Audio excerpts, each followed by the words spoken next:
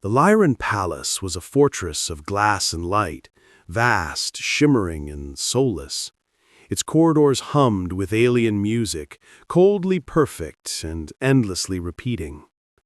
Most who lived within those crystal walls saw only splendor.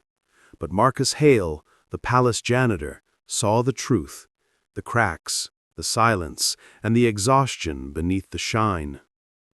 When the alarm blared again, a shrill pulse through the walls, Marcus didn't even flinch. The guards froze mid-step, their armor glinting like liquid metal. "The air's missing again," one barked, panic creeping through his disciplined tone. "Activate sector shields, now!" Marcus sighed, leaning against his mop. "Third time this week. You'd think she'd have better hiding spots by now." The guards ignored him. Humans were barely acknowledged here, tolerated only because of their rare knack for mechanical intuition. Marcus had learned to blend in, fix what broke, and stay invisible. But tonight, his gut told him she'd gone somewhere quiet, somewhere only he knew. He left the mop standing in the corridor and slipped into the maintenance tunnels. They were narrow and forgotten, carved long before the current queen had ascended. Dust hung in the stale air. His flashlight cut a thin path through the dark, illuminating tangled cables and glyph-lined panels. After a few minutes, he reached the end, a sealed garden dome, overgrown and wild. The air smelled of wet stone and old flowers. And there she was, Princess Ailira, asleep beneath the vines, her silver hair a tangled halo. Her ceremonial bands glowed faintly, pulsing with her heartbeat. Marcus crouched beside her, lowering his voice. "Guess we're making this a routine, huh?" Ailira stirred, blinking sleepily. Her eyes shimmered with faint bioluminescence. "You came again," she murmured, her voice soft, musical. "I didn't think you'd bother this time." "I always bother," he said with a faint grin.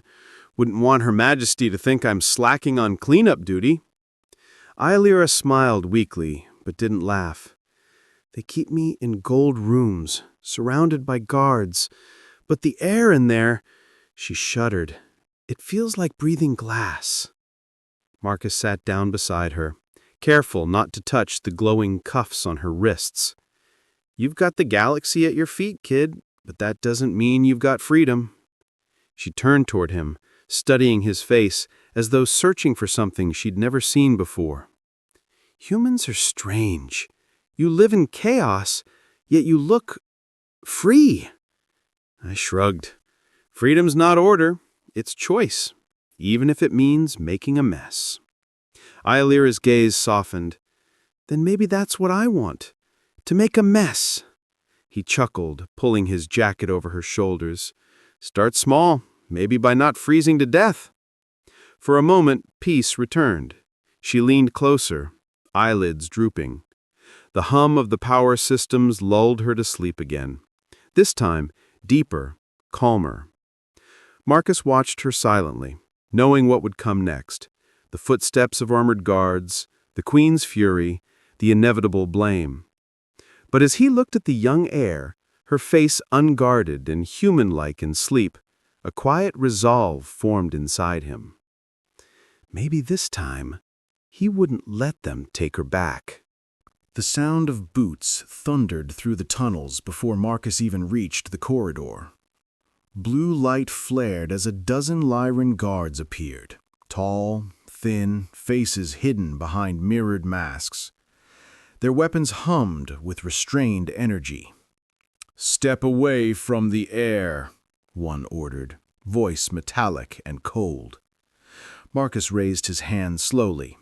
"Relax, she's asleep. You'll scare her." But the guards ignored him. They surrounded Ailira, scanning her vitals, whispering to one another in that strange harmonic language Marcus still couldn't fully understand. The air vibrated with power as they lifted her with a telekinetic field. When she stirred, the first thing she saw was Marcus. Her lips parted in panic. "Wait! Don't hurt him!" "Silence, my lady," one guard said sharply. "You are safe now." Alira's expression hardened. "Safe?" she hissed. "You dragged me from my own dreams." The lead guard didn't respond. He turned his masked face toward Marcus. "You will accompany us to the throne chamber. The Queen wishes to speak with you personally." Marcus froze. Now that doesn't sound promising. The throne chamber of Queen Salith was built to intimidate. It was vast, a cathedral of living crystal, the walls shifting with liquid light.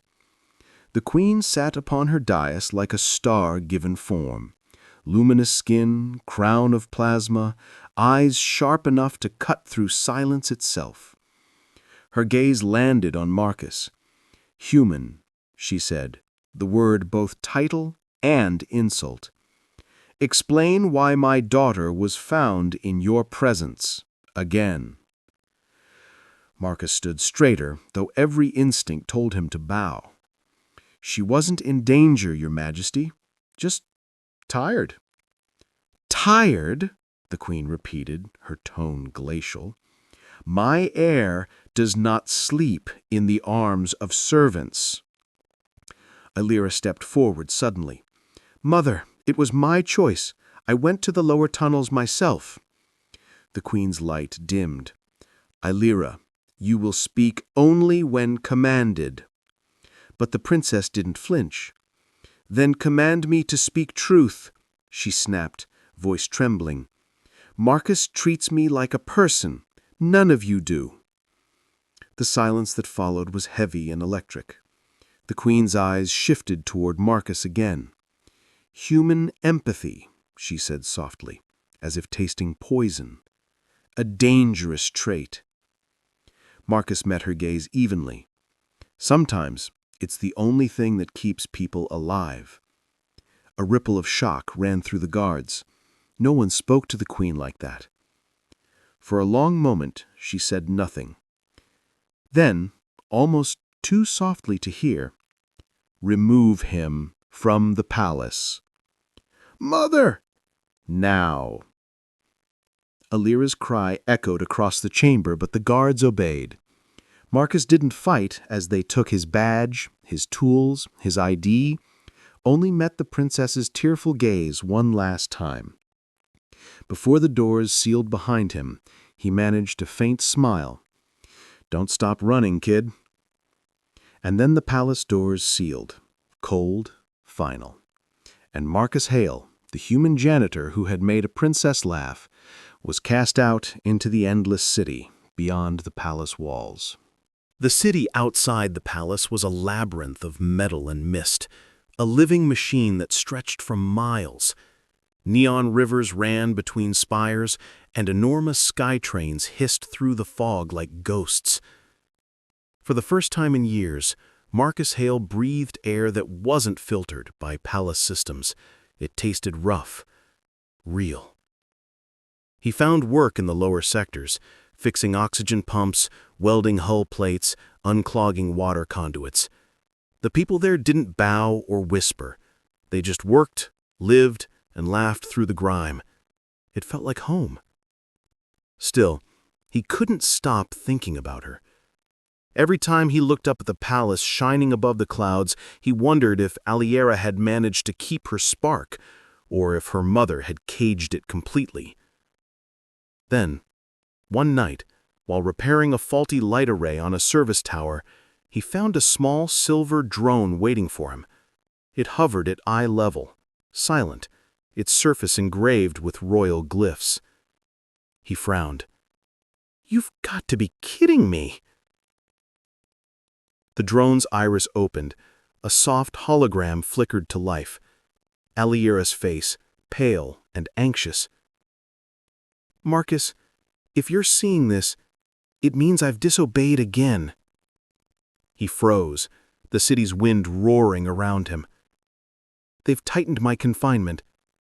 The Queen wants to erase your records from the system.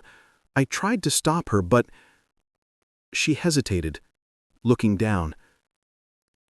I can't let her crush everything that makes me feel human. You once said freedom is a fight, so I'm fighting back." The hologram glitched, her voice distorting. "You need my help. There's something buried beneath the palace, something my ancestors hid long before the Empire rose. It's called Project Dawn. It's human. Please find it before my mother does." The message ended with a faint pulse, and the drone collapsed in his hand, lifeless. Marcus stood there for a long time, the cold air biting his skin. Project Dawn. The name meant nothing, but the urgency in her voice did. "Kid, you really don't make my life easy." He didn't sleep that night. By dawn, he'd made his decision.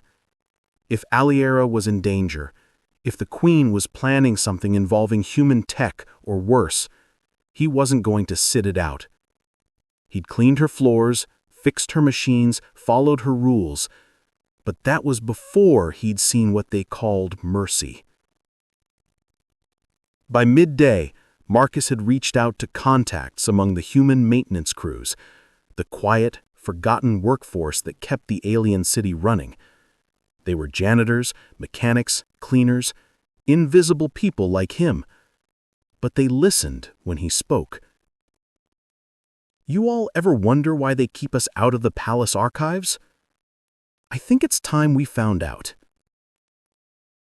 And for the first time in Lyran history, the humans beneath their empire began to move, quietly, deliberately, and with purpose. A whisper spread through the tunnels and sectors that night, spoken in every human tongue still remembered. "He's going back." The tunnels beneath the Lyran Palace were older than the city itself, built before the Empire's rise, before the Queen's bloodline had claimed dominion over 100 worlds. Marcus led the way through the dark, guided by faint glyphs that flickered when his human hands brushed them. Behind him moved a small group of humans, engineers, janitors, maintenance workers, all armed with little more than tools and determination. The Queen's guards never came down here. The tunnels were said to be cursed by human ghosts. Marcus had to smile at the irony. Guess we finally found a place they won't clean. They reached a sealed chamber, a circular gate with patterns like stars frozen mid-burst. Illyra's drone had reactivated just once, long enough to guide him here. He pressed his hand to the surface. It glowed faint blue, then white. The door shuddered and peeled open with a deep sigh. Inside was no vault, no treasure, but a room full of old machines, human machines. The air was thick with dust and silence. Ancient monitors lined the walls, and at the center stood a cryopod, its casing marked with faded English letters. Project Dawn, Phase 01, Ember Unit. Marcus stepped closer. Inside the pod lay a sleeping woman, human, unmistakably, her features serene, her heartbeat steady. "She's alive," he whispered. The monitors flickered, booting after centuries of dormancy. Lines of text scrolled by. Human cognitive interface. Active. Purpose. Integration with Lyran genetic line. It hit him like a punch to the chest. Integration, not invasion. Humanity hadn't been conquered by the Lyrans. They'd merged. Illyra's entire bloodline, the glowing eyes, the empathy she felt, it all traced back to humanity. That was what the Queen had been hiding. Before he could process it, an explosion rocked the corridor. The chamber doors slammed open. Queen Salith herself entered, light blazing like a sun, guards at her back. "You should have stayed in exile, human. This knowledge cannot exist," she hissed. But Marcus stood between her and the pod.